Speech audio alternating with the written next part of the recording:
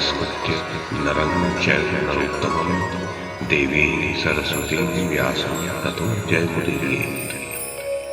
ओम नमो भगवते वासुदेवाय, ओम नमः पितामहाय, ओम नमः प्रजापतिभ्यः, ओम नमः कृष्णद्वैपायनाय, ओम नमः सर्वविघ्नविनायकेभ्यः।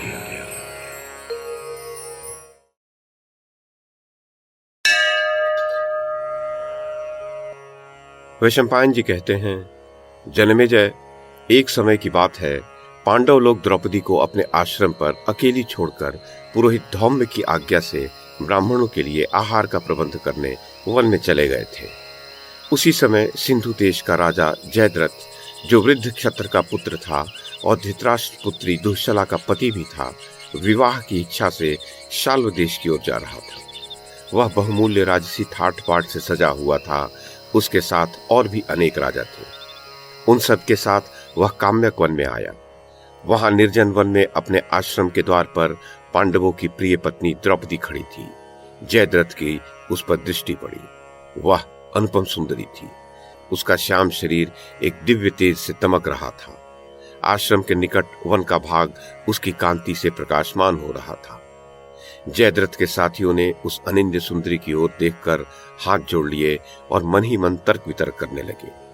ये कोई अप्सरा है या देव कन्या है अथवा देवताओं की रची हुई माया है? सिंधुराज जयद्रथ उस सुंदरांगी को देखकर चकित रह गया। उसके मन में कलुषित विचार उठे और वह काम से मोहित हो गया। उसने अपने साथी राजा कोटिकास्य से कहा, तनिक जाकर पता तो लगाओ, ये सर्वांग सुंदरी किसकी स्त्री है, अथवा ये मनुष्य जाति की स्त्री है ही नहीं। यदि यह मिल जाए तो मुझे विवाह की कोई आवश्यकता ही नहीं रहेगी। पूछो तो ये किसकी है, कहां से आई है और इस कटीले वन में किस उद्देश्य से इसका आना हुआ है। क्या यह मेरी सेवा स्वीकार करेगी? इसे पाकर तुम्हें कृतार्थ हो जाऊंगा। सिंधुराज के वचन सुनकर कोटिक रथ से नीचे उतर पड़ा और गीदड़ जैसे व्याघ्र की स्त्री से बात करे उसी प्रकार द्रौपदी के पास जाकर बोला, सुंदरी, कदम्ब की डाली झुकाकर इसके सहारे इस आश्रम पर अकेली खड़ी हुई तू कौन है? तुझे इस भयानक वन में डर नहीं लगता? क्या तू किसी देव, यक्ष या दानव की पत्नी है अथवा कोई श्रेष्ठ अप्सरा या नाग कन्या है? यमराज, चंद्रमा, वरुण और कुबेर, इनमें से तू किसी की पत्नी नहीं है ना? बता, धाता, विधाता, सविता, विष्णु या इंद्र, किसके धाम से तू यहाँ आई है? मैं राजा सुरथ का पुत्र हूँ। मुझे लोग कोटिकास्य कहते हैं तथा सौवीर देश के 12 राजकुमार हाथ में ध्वजा लेकर जिनके रथ के पीछे चलते हैं और 6 सहस्त्र रथी गज, अश्व, पैदलों की सेना सदा जिनका अनुसरण किया करती है, वे सौवीर नरेश राजा जयद्रथ उधर खड़े हैं। उनका नाम कभी तुम्हारे सुनने में भी आया ही होगा। उनके साथ और भी कई राजा हैं। अब अपना परिचय तो हमने बता दिया, पर तेरे विषय में अभी हम अनभिज्ञ ही हैं। अतः बता, तू किसकी पत्नी है और किसकी सुपुत्री? जनमेजय, कोटिकास्य के प्रश्न करने पर द्रौपदी ने एक बार धीरे से उसकी ओर देखा और कदम्ब की डाली का सहारा छोड़कर अपनी रेशमी ओढ़नी संभालते हुए नीची दृष्टि करके कहा, राजकुमार, मैं अपनी बुद्धि से विचार कर अच्छी प्रकार समझ लिया है कि मेरी जैसी स्त्री को तुमसे वार्तालाप करना उचित नहीं है, पर यहाँ इस समय दूसरा कोई पुरुष या स्त्री उपस्थित नहीं है जो तुम्हारे प्रश्न का उत्तर दे सके। इस कारण बोलना पड़ा है। मैं अपने पातिव्रत धर्म का पालन करने वाली स्त्री हूँ, सो भी इस समय अकेली हूँ। इस वन में अकेले तुम्हारे साथ कैसे बात कर सकती हूँ? परंतु मैं तुम्हें पहले से ही जानती हूँ कि तुम राजा सुरथ के पुत्र हो और तुम्हारा नाम कोटिकास्य है। इसी कारण तुमसे अपने बंधुओं और विख्यात वंश का परिचय दे रही हूँ। मैं राजा द्रुपद की पुत्री हूँ। मेरा नाम कृष्णा है। 5 पांडवों के साथ मेरा विवाह हुआ है। वे इंद्रप्रस्थ के रहने वाले हैं। उनका नाम भी तुमने सुना ही होगा। अब तुम सब लोग अपने वाहन खोलकर यहाँ उतरो। पांडवों का आतिथ्य स्वीकार कर फिर अपने अभिष्ट स्थान को चले जाना। उनके आने का समय हो गया है। धर्मराज अतिथियों के बड़े भक्त हैं। आप लोगों को देखकर बहुत प्रसन्न होंगे। जनमेजय, द्रौपदी कोटिकास्य से ऐसा कहकर अपनी पर्णकुटी में चली गई। उसका उन लोगों पर विश्वास हो गया था, अतः उनके आतिथ्य सत्कार की तैयारी में लग गई। कोटिकास्य राजाओं के पास गया और द्रौपदी के साथ जो कुछ बात हुई थी सब कह सुनाई। उसकी बात सुनकर दुष्ट जयद्रथ ने कहा, मैं स्वयं जाकर द्रौपदी को देखता हूं। वह अपने 6 भाइयों को साथ लेकर जैसे भेड़िया सिंह की माद में प्रवेश करे, उसी प्रकार पांडवों के आश्रम में घुस गया और द्रौपदी से बोला, सुंदरी, तुम्हारे स्वामी स्वस्थ तो हैं, तथा और जिन लोगों की तुम कुशल कामना रखती हो वे सब भी तो सकुशल है ना? द्रौपदी ने कहा, राजकुमार, तुम स्वयं सकुशल तो हो ना? तुम्हारे राज्य, कोष और सैनिक तो कुशल से हैं ना? मेरे पति कुरुवंशी राजा युधिष्ठिर सकुशल हैं तथा उनके सब भाई भी कुशल से हैं। राजन, ये पैर धोने के लिए जल और आसन ग्रहण करो। तुम सब लोगों के जलपान के लिए अभी प्रबंध करती हूँ। जयद्रथ बोला, मेरी कुशल है।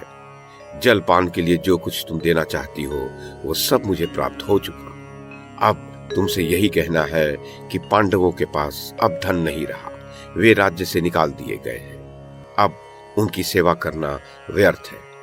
इतनी भक्ति से जो तुम उनकी सेवा करती हो उसका फल तो केवल क्लेश ही होगा। तुम उन पांडवों को छोड़ दो और मेरी पत्नी होकर सुख भोगो। मेरे साथ ही संपूर्ण सिंधु और सौवीर देश का राज्य तुम्हें प्राप्त होगा। रानी बनोगी।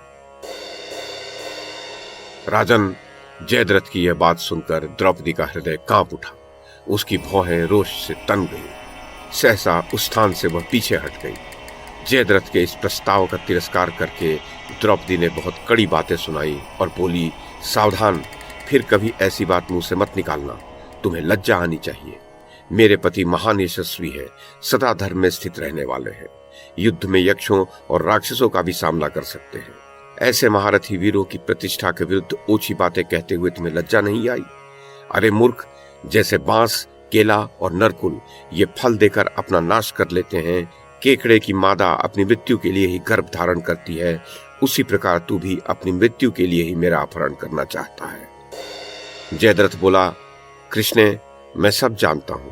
मुझे भली भांति ज्ञात है कि तुम्हारे पति राजपुत्र पांडव कैसे हैं, परंतु इस समय ये विभीषिका दिखाकर तुम हमें भयभीत नहीं कर सकती। हम तुम्हारे बातों में नहीं आ सकते। अब तुम्हारे सामने केवल 2 विकल्प हैं। या तो सीधे प्रकार से गज या रथ पर चलकर बैठो, या पांडवों के हार जाने पर सौवीर राज जयद्रथ से दीनतापूर्वक गिड़गिड़ाते हुए कृपा की भीख मांगना। द्रौपदी ने कहा, मेरा बल, मेरी शक्ति महान है, किंतु सौवीर राज की दृष्टि में मैं दुर्बल सी प्रतीत हो रही हूँ। मुझे अपने ऊपर विश्वास है, यूं बलात् भी मैं जयद्रथ के सामने कभी 3 वचन नहीं बोल सकती। एक रथ पर एक साथ बैठकर भगवान श्री कृष्ण और वीरवर अर्जुन जिसकी खोज में निकलेंगे, उस द्रौपदी को देवराज इंद्र भी हर कर नहीं ले जा सकते। बेचारे मनुष्य की तो शक्ति ही क्या है। अर्जुन जब शत्रु पक्ष के वीरों का संहार करने लगते हैं, उस समय शत्रुओं का हृदय कांप जाता है। वे मेरे लिए आकर तेरी सेना को चारों ओर से घेर लेंगे और ग्रीष्म माह में जैसे अग्नि तिनकों को जला देती है, वैसे ही भस्म कर डालेंगे।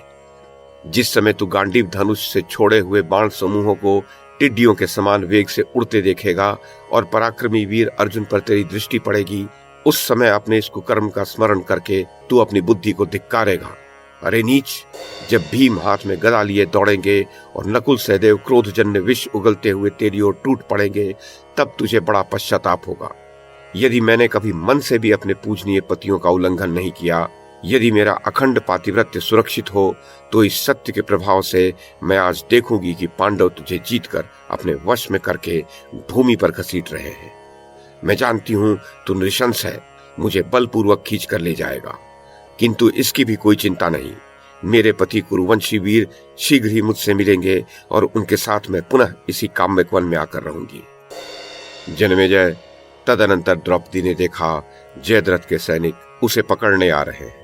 तब वह डांट कर बोली, सावधान, कोई मुझे हाथ न लगाना।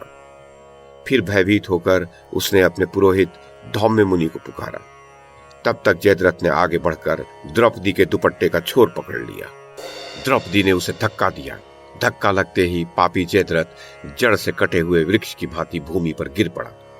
फिर बड़े वेग से उठकर उसने द्रौपदी का दुपट्टा पकड़ लिया और उसे बलपूर्वक खींचने लगा। द्रौपदी बारंबार उच्छ्वास लेने लगी और उसने जैसे तैसे धौम्य मुनि के चरणों में प्रणाम किया और रथ पर चढ़ गई। धौम्य मुनि बोले, जयद्रथ, क्षत्रियों के प्राचीन धर्म का स्मरण कर। महारथी पांडव वीरों पर विजय पाए बिना तुझे इसे ले जाने का कोई अधिकार नहीं है। पापी, धर्मराज आदि पांडवों से मुठभेड़ हो जाने पर तुझे इस नीच कर्म का फल मिलेगा, इसमें कोई संदेह नहीं है। जनमेजय, ये कहकर धौम्य मुनि हर कर ले जाई जाती हुई राजकुमारी द्रौपदी के पीछे पीछे पैदल सेना के बीच में होकर चलने लगे।